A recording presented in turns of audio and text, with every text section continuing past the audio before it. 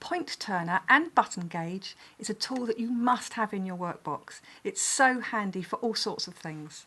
You use it to turn out corners using the pointy end, and you can turn out corners on bags, on collars, on cuffs or pockets.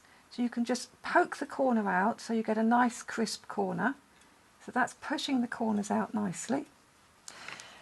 The other thing you can do with it is you can turn up hems, because on one side you have centimetres, on the other side inches. So you can mark your hem allowance. So here, if I want a 5 centimetre hem allowance on the wrong side, I'm going to mark it at 5 centimetres.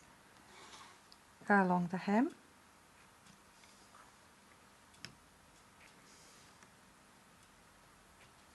And then of course I can turn that up on that marked line, pin in place, and it's ready to sew. The other thing you can do with it is you can sew on buttons. So I've got my thread anchored already.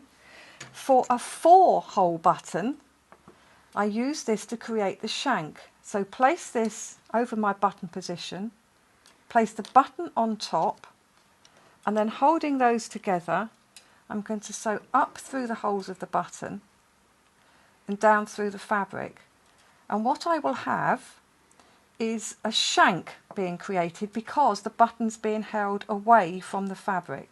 So when that's done, I now take the turner away from it, bring the thread back up underneath the button, and then I can pull the button away from the fabric and wrap the thread tail round that shank that's been created, just to give a nice shank. So what happens is when you're buttoning up, the button stands proud of the fabric, and you can button another layer on top without it all gathering and looking nasty.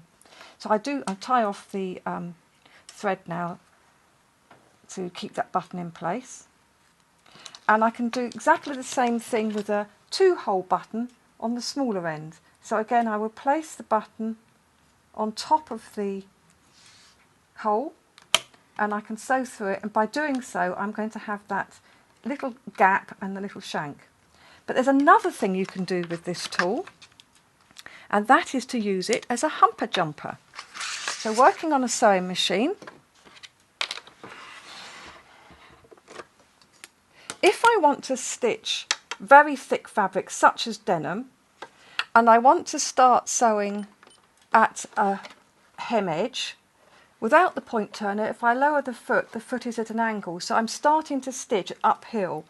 To prevent that and make it easier to start that seam, I put the point turner behind the foot, and if necessary you can raise the foot a bit higher, put it behind in position, lower the presser foot, so now the presser foot is level because it's got the humper jumper behind it, jumping over the hump.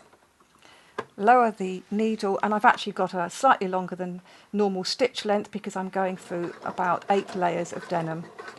And as I sew, take it away and it sews nice and evenly.